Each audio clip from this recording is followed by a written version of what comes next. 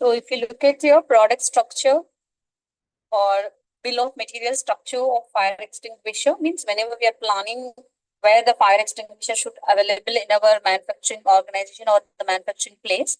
In that case, here we talk about what cylinder, valve assembly, where it has to be done, what should be handlebars, valve one or valve housing.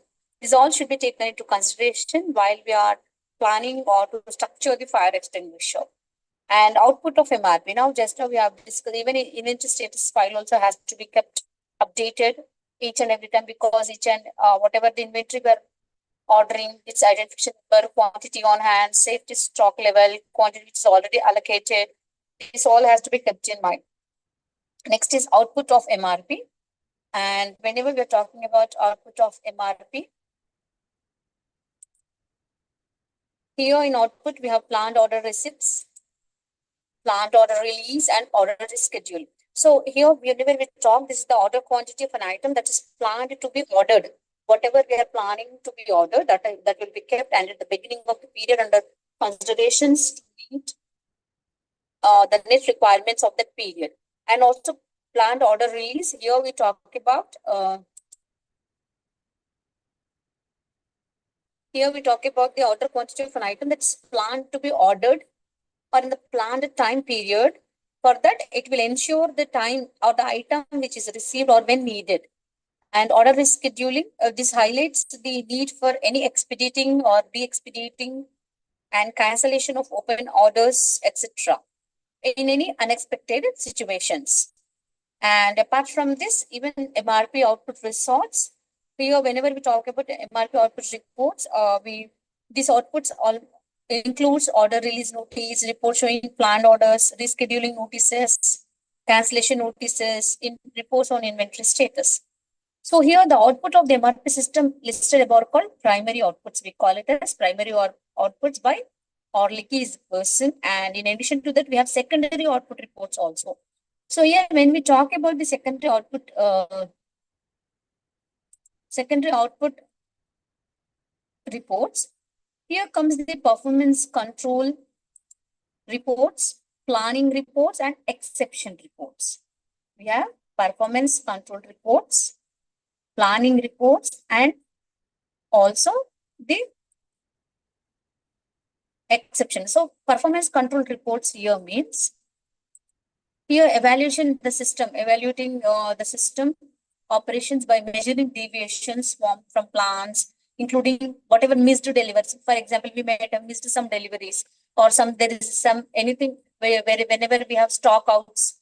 In that case, this will act as a assistant for taking the decisions and for also to assess the cost performance. When we talk about planning reports, here it includes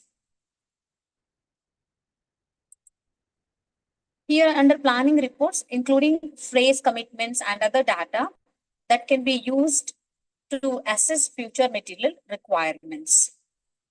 And exception reports, when we talk about the exception reports here,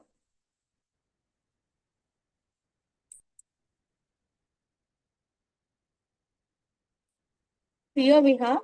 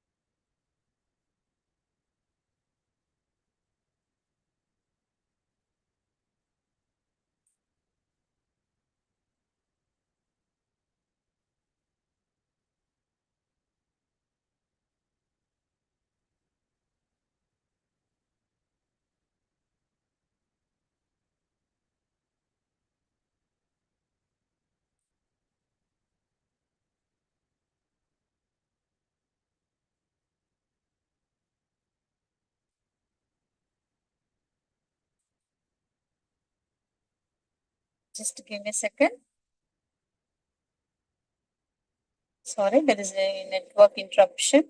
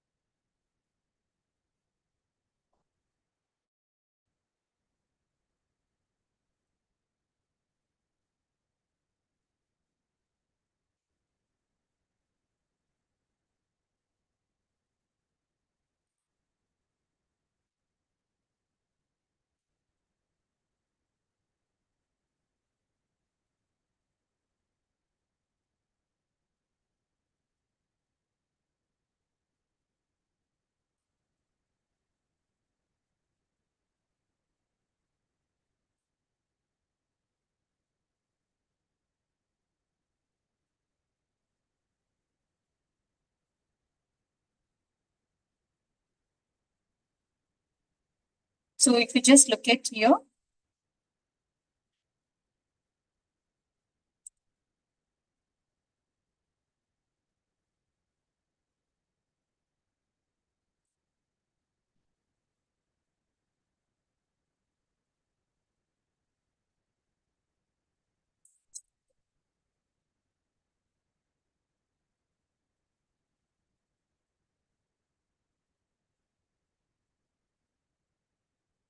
yeah, we are talking about here, that is MRP, that is MPS.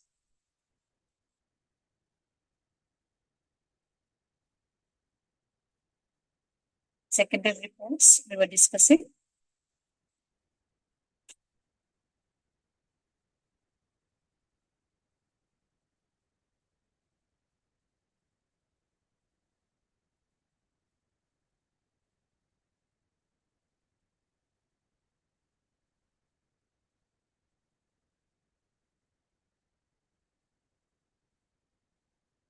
So your MRP output reports. When we're talking about the MRP output reports, here reports as well as the secondary reports. In secondary reports, we were discussing about the performance control reports as well planning reports and also the exception reports. In exception reports, it's calling attention to major discrepancies such as late or overdue orders or excessive scrap rates or reporting errors and also requirement and also the reporting errors and requirements for non-existent parts. And your production and planning material planning is crucial.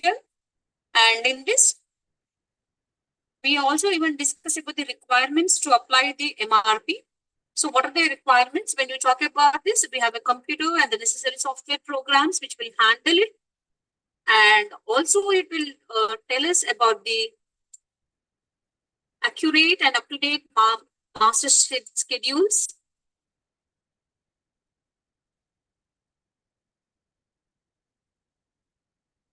Integrity of file data and MRP processing. And whenever MRP process starts with MPS, it determines that what's the quantity of a demand product it is needed. And under this, you can just formulate, we have a formula to compute the net requirements of material components. In that, we can see the formula gross material requirement minus inventory on hand plus safety stock. So whenever we are thinking about what is the requirement of material, whatever the requirement of material we require, already which is there with us, there may be some stock which is left over. So that stock plus safety stock. Then all together, we will find out what is the net requirement of the material to our organization or manufacturing organization. So what are the steps involved in MRP process? So whenever we talk about the MRP process, the following are the steps that are involved. That is establish gross requirements, determine net requirements by subtracting scheduled receipts and on-hand inventory from the gross requirements, and time phase the net requirements.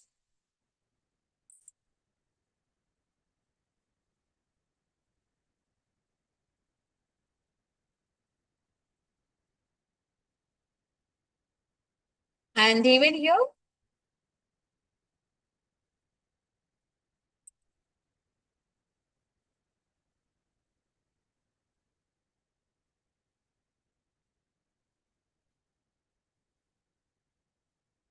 the steps that are involved are establish gross requirement, determine net requirement by subtracting the scheduled receipts and on-hand inventory, time phase the net requirements, and determine the planned order release. And if you look at here, the materials requirement processing planning, you can just look at here. This is the picture which depicts the how we plan, how we material whatever we require, how we are going to plan that. So in that we have firms orders, and before that, first this is our what is our requirement. It is then is means it's like a flow chart where we try to decide. You can just look at your capacity adequate. If no, again we go back. If it is not adequate, we try to go back and forecast it. And final master, if it is capacity is okay, we go for final master production, that is schedule and MRP. And whenever we are going for material requirement plan, here we take into points of that is what is our present inventory status and what is our manufacturing and what is our manufacturing and procurement lead time. This all will be taken into consideration. Then only we go for the planning of the requirement, whatever the material we require it.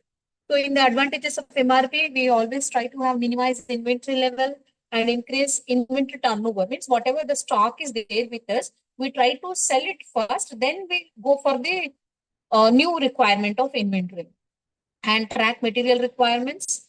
It always identifies shortages. What is the shortage of inventory? And it also helps to track raw material, and it also helps to plan the procurement schedules, determine the most economical, what is the lot size that is applicable for our organization, even bill of material.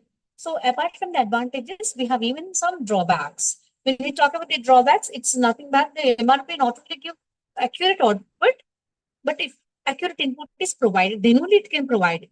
If you're not giving proper input, then we cannot expect the same output what we require for our organization. So whenever you are giving what are the changes in bill of material, what is our output from MRP?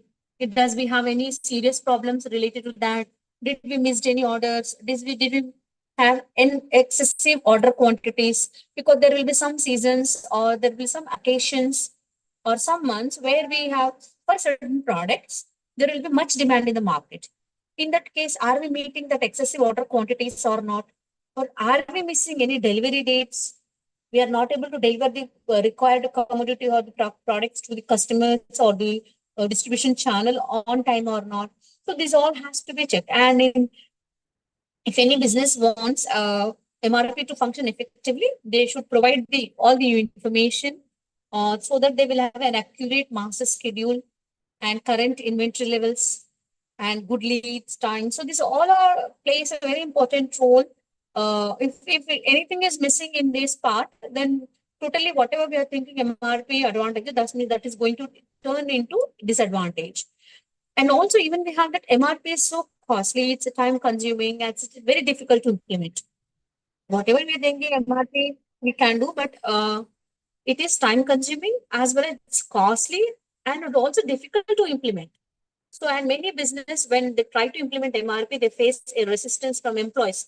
Even the employees are so addicted or so habituated to the old model of doing the business. So, in that situations, they always try to resist the change. Normally, the human behavior is resistance to change. They always resist. So, even the employees so are habituated doing the same manual work rather than switching to the new software, or it may not because they do not know that. So in that case, they have to learn a new course and they have to implement. So in that case also, they do not show interest in learning such type of any new implementation in the organization. So here are a few examples of MRP that have been given. And even we have, apart from that integrated MRP system, means United Office and floor, factory floor, increased automation, accurate data, increased visibility. And there are few errors, greater efficiency. And even we have manufacturing resource planning. We have, subject means two. That is one, this is two. So actually MRP has been, two has been evolved in the 1980s, because manufacturers recognized they need additional requirement. They have additional needs that has been identified in the 90s. And in the scope of MRP to involve other area of firm in the planning process that has enabled detailed capacity requirements planning. So in that case, we have MRP one versus MRP two, means here they try to find out the difference between the MRP one and MRP two.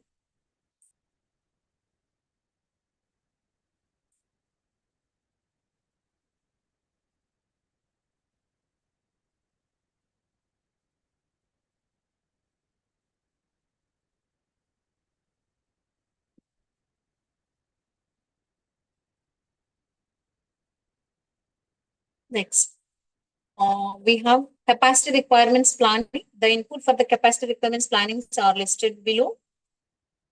And the application where application of MRP2 is used, we can understand with the help of this picture, material requirement planning. Same in the earlier case also, we were having what is our capacity requirement. If it is yes, then you go for the order. If it is not, again, we have some subsequent flow chart, but here we have not like that. We have different way, little bit. That is work release order, shop floor activities, purchase release order, purchase order status, rough cut capacity planning, engineering data, customer order data. So these all, even the business planning, in that we have production planning, master production schedule,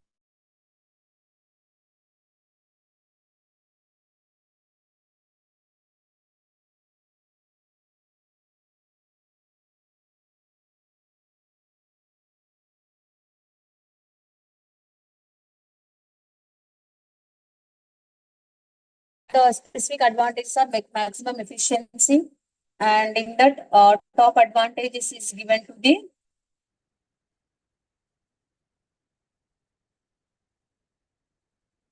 maximum efficiency, production on a day-to-day basis, create standards,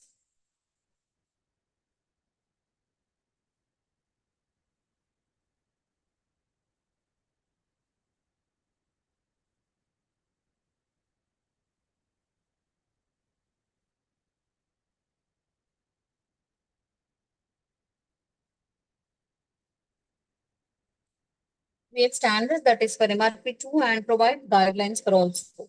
Means what are the guidelines that should be given to employees to be charged for the doing work date every day, and also their job expectations. This all has to, means even maximum efficiency, means the top advantages of MRP is that overall strategy rather than a proprietary software program. Means it helps manufacturing leaders to plan their resources for maximum efficiency.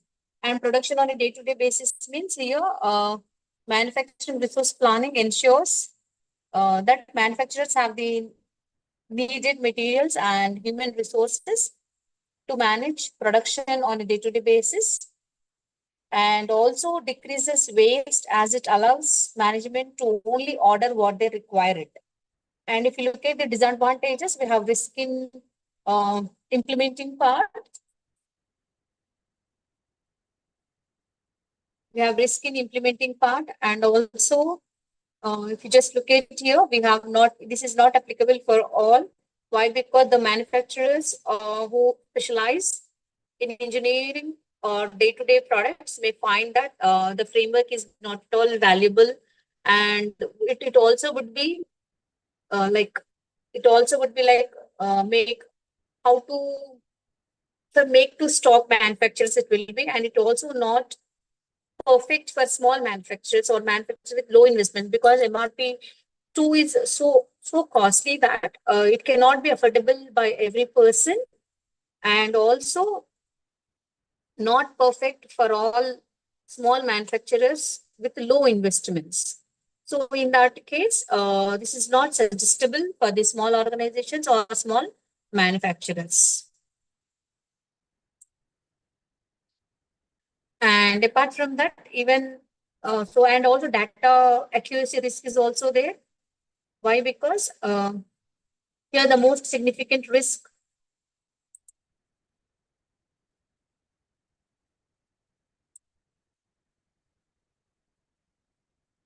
The most significant risk of manufacturing resource planning or MRP2 system is that data, whatever we put in the system must be consistent, it must be valid, and it must be accurate.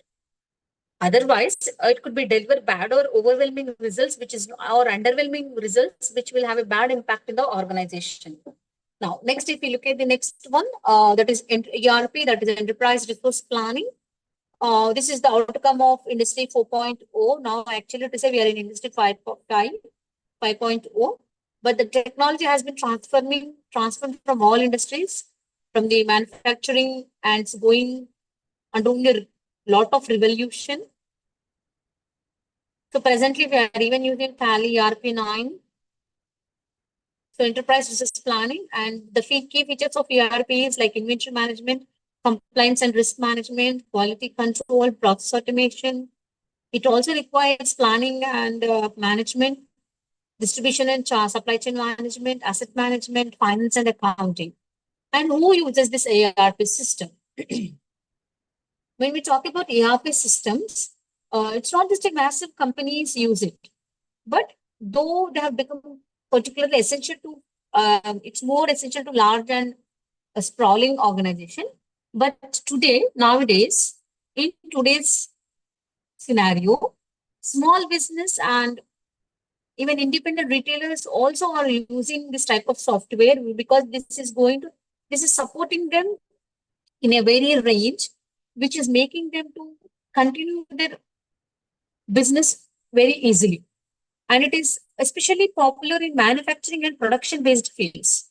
So ERP is mostly useful in manufacturing. It is used at everywhere in whichever object they want to use it, but it's popular in manufacturing and production based fields. But it is now used as also, now they are using in healthcare, e-commerce, and non-profit work also. And types of ERP: on-premise legacy ERPs, and also cloud-based ERPs. Even we have hybrid ERPs. And why ERP systems work? Because they have some advantages and disadvantages. Why it's so much of identified, and why it is so got very vast identification? Because optimization of business processes, accurate and timely access to reliable information, the ability to share information between all components of organization. It also reduce time and cost of litigations. So these all play a vital role in gaining advantages for ERP system. And the main advantages of ERP system: the installation is costly, it's very expensive. Disadvantages when you talk, and approximately it takes 60% of the budget. And success also depends on the ERP is based on the skills and experience of the workforce, and including their education, how they will make the system work properly. And the systems can be difficult to use also sometimes. So this all plays a vital role in the applicability and also disadvantages of ERP. So real examples of large companies using ERPs: Amazon is using, Starbucks is using, and Toyota is using. So in this case, these are the large, big organizations or the sprawling organizations where the ERP is used. So, and you're discussing, talking about the difference between MRP, MRP2, and ERP. Then just look at, these are the criteria on what basis they have taken this. That is material requirement planning, basic costs like such as bills of materials, routings, inventory management, production scheduling, capacity planning, master production scheduling. Purchasing and procurement means how they're procuring the raw material for the manufacturing purpose. Customer order management and customer relationship management. And means customer relationship management, we can talk only about the ERP. In MRP and MRP 1 and 2, it's not at all possible because they only think about the procuring the raw material. Forecasting and demand management, cost accounting. So these are all the criteria: warehouse management, transportation. These all are taken into consideration while they discuss about the MRP, ERP, and MRP, MRP2, and ERP. Now we move to the next topic, that is lean manufacturing or just-in-time manufacturing.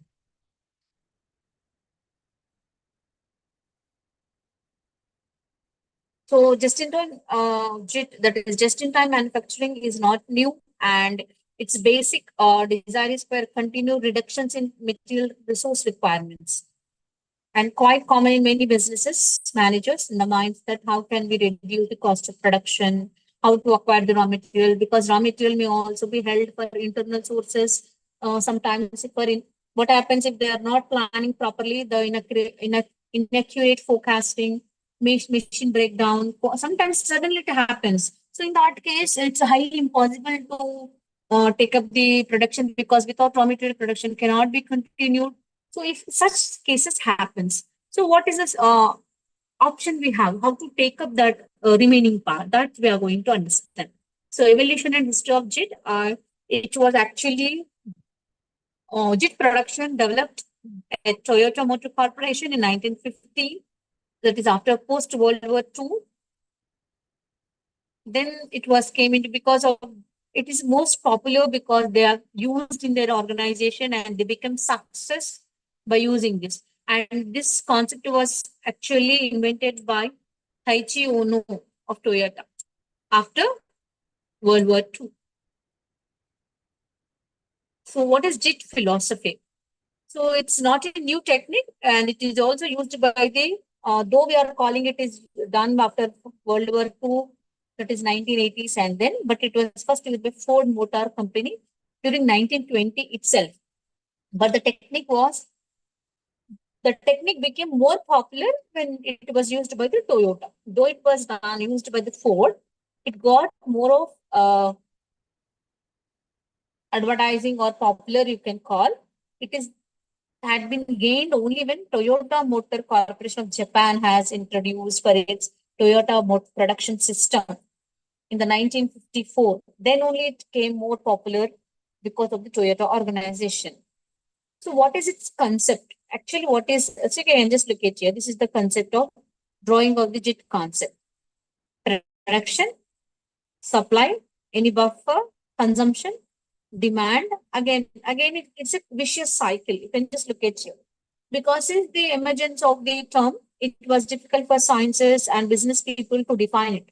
Because even today, there are many companies think that they're using JIT concept, but actually they are not realizing that JIT must be integrated in company philosophy, not just dead letters.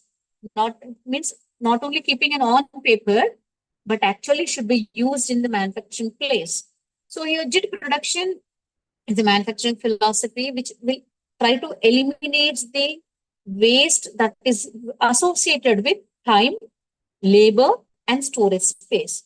So what is the main concept is JIT is nothing but it should be in the company's philosophy, and it always tries to eliminate what it's going to eliminate. It's going to eliminate waste. Which waste? Which is associated with the time, labor, and storage and space. Time, labor, storage, and space.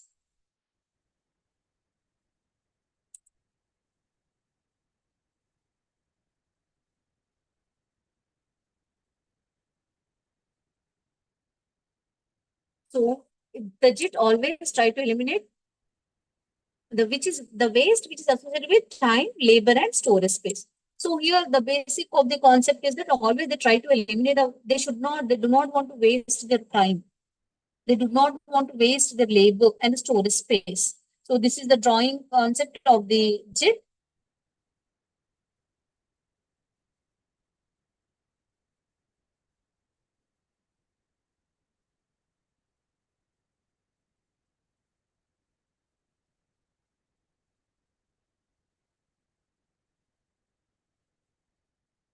And if you just look at here, JIT versus traditional manufacturing. So in traditional manufacturing, we were having MRP, MRP2, where they were following each and every process within the facility.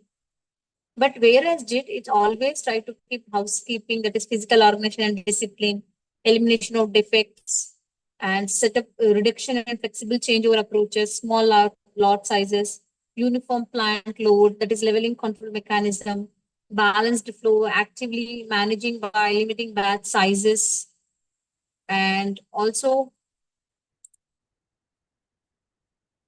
balanced flow, that is actively managing flow by limiting batch sizes, skill diversification, controlled by visibility, designing for process, cellular manufacturing, full system, and the Kanban.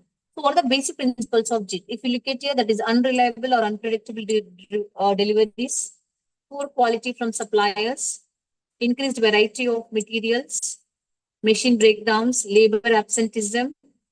So these are possible reasons for maintaining high stock.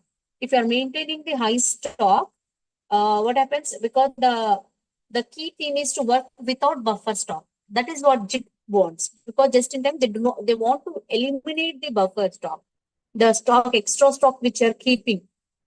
So that if you are keeping the extra stock, in that case, these are all of the situations that are going to happen if you are having labor absenteeism, frequent machine settings, variations in operators' capabilities, schedule changes, changing product priorities and product modification. And here are the important principles to know for any manufacturer who wishes to use it. They have to eliminate the elimination of waste, quality at the source. So they have some names, yeah. So whenever you are wasting elimination of waste, that's called and quality at the source means judoka. And simplification, they always want to have simplified process and cellular manufacturing system, respect for people, universal problem solving sequence. You can just look at here.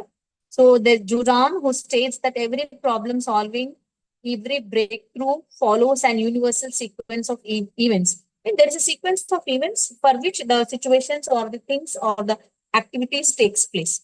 So here, if you can just look at here, avoiding this sequence is likely to be erroneous premises and non-solutions. So all successful projects follow the sequence dimension. If you just look at there will be symptom, then there will be cause, then we go for the remedy. Similarly, we have diagnostic steps. If you just look at symptom is theories of causes, test the theories to find true cause. And the causes identify possible remedies, select the remedy, test remedy, and implement. And the remedies overcome resistance to change and hold the gains. The next comes the Kanban system. Kanban is nothing but a kind of production system which operates based on the information contained in cards called Kanbans. And there are two types of Kanban. That one is withdrawal Kanban and the other one is production order Kanban. So this is what actually how they do the production. This is Kanban board. How to they means these are the board where they keep the stickers. Means they keep the cards that to do in progress testing and which are already done. This is Kanban board. And algorithm for JIT implementation. Can just look at your algorithm for implementation of JIT, management, employees, ERP, check off the JIT. If no, again go back, or yes, you go for the, is the system ready for JIT implementation? Yes, implementation of JIT, and we will go for control. Again, it repeats. If it's not, again, it goes back. Feedback, we take the feedback and try to find out what is the drawbacks in that. So requirements for implementing just in time is reliable equipment and machines, well-designed work cells, quality improvement, and also they have quality improvements, well-designed work cells, reliable equipment and machines, standardized operations, full production, single piece flow at the beat of the customer. So these are the different things that are available or the requirements for implementing just in time. Next, we have advantage and disadvantage of adopting the just in time. When we talk about the advantages, it's an approach which keeps stock holding cost to a minimum level, and the just in time even approach eliminates the waste. And here, if you look at your low levels of stock can be held and ROI can be increased. And when talk about the disadvantages, just-in-time approaches state zero tolerance for mistakes. Examples of few companies which are implementing Kanban is Toyota, Apple, McDonald's, Harley Davidson, Indian automotive industry, and also Maruti Suzuki, JIT is used, Ashok Leyland. So the organizations or the in really industry, the industries which are using this Kanban and JIT just-in-time production and that are just-in-time. And when you look at this, companies using the Kanban system, in the Kanban system, they are using is used by Toyota, Spotify, Pixar, Apple, Zara. These are the organizations where this Kanban system is used.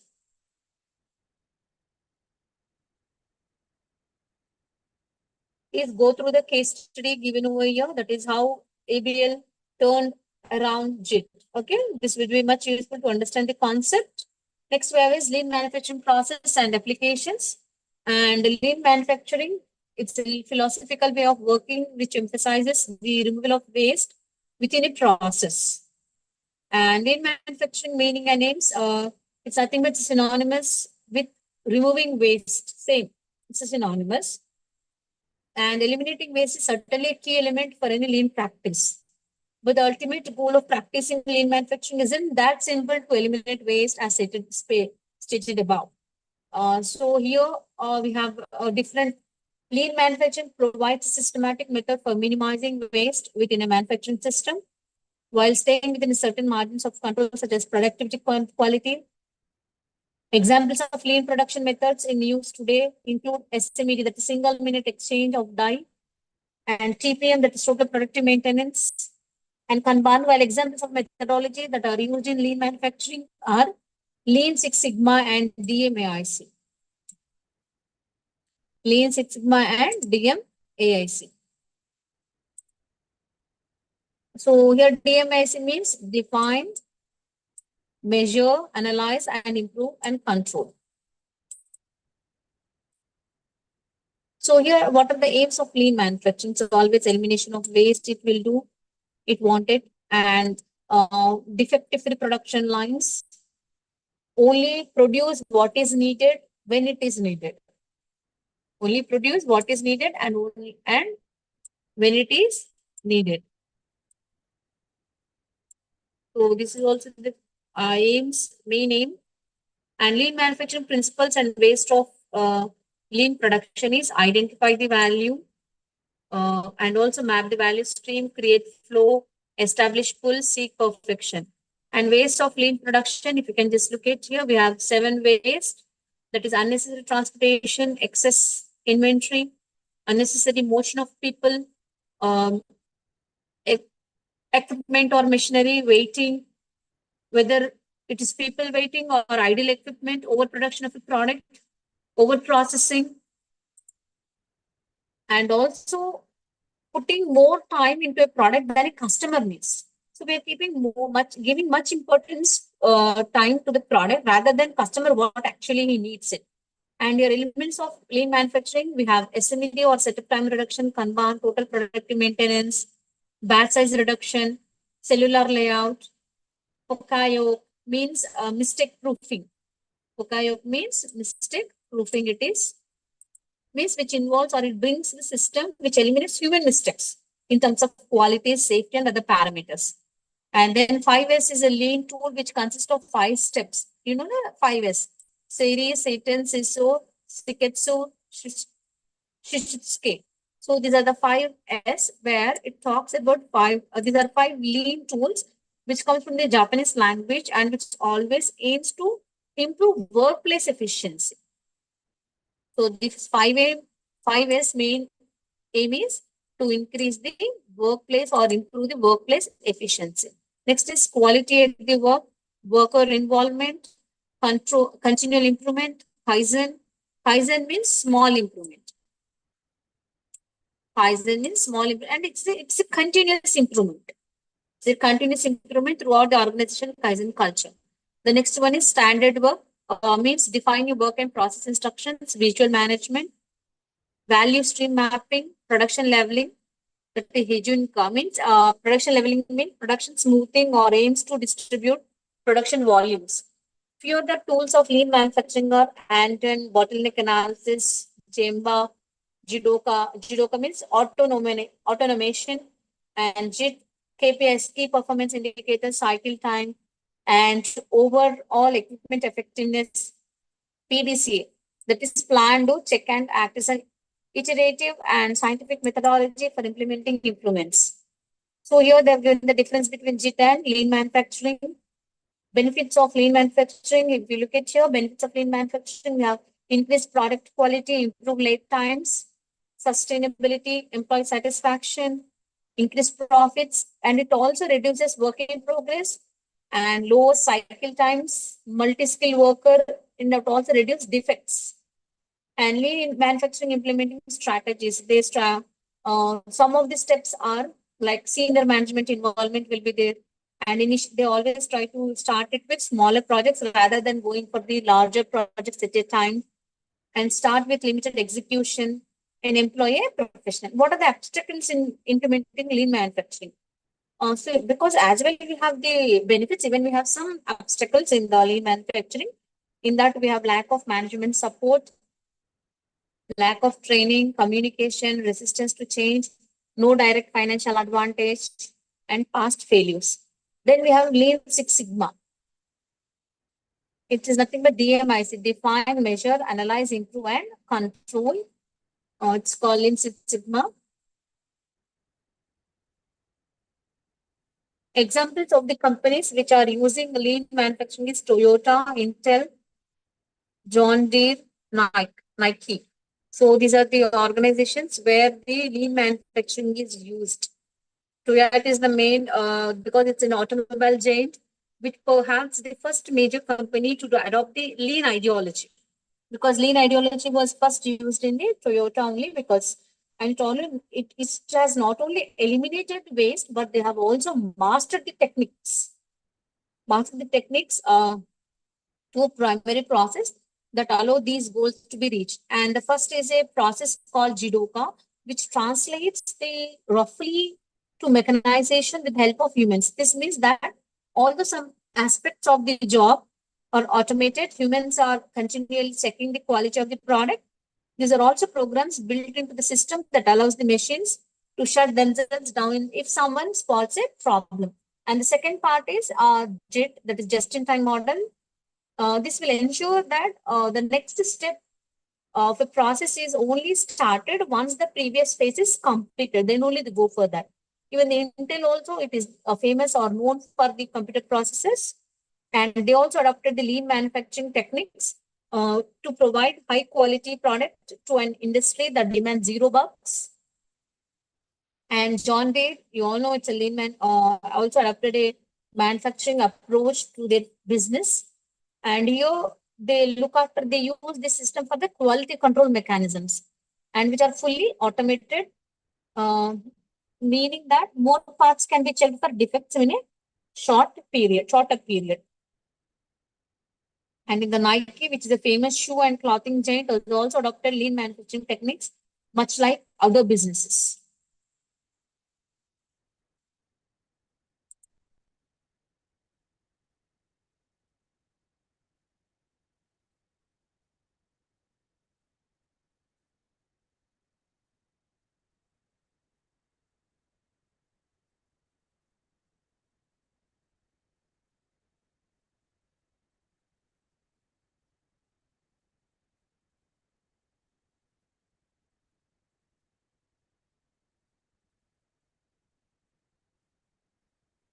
And in the next session, in the next class, we'll discuss about the block 3, which talks about innovative manufacturing systems.